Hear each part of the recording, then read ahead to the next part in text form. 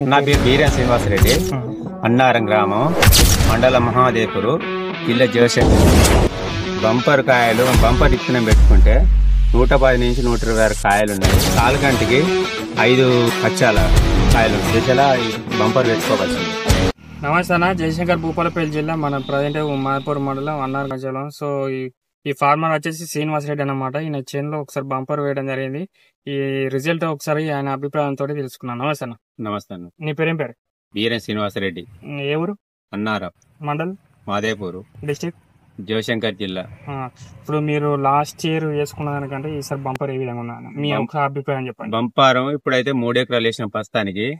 ఇప్పటి వరకు 120 కాయ వరకు ఉన్నది, మంచిగానే ఉన్నది.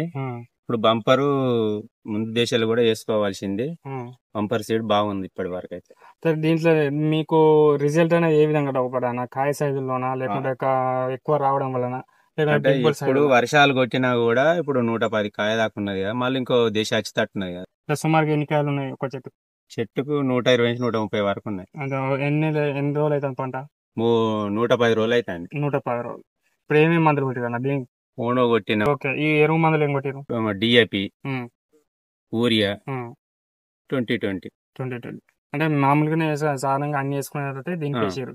సో అన్ని వర్షాలు ఈ సంవత్సరం చాలా మంది వర్షాలు కొట్టి కొంచెం డ్యామేజ్ అయింది.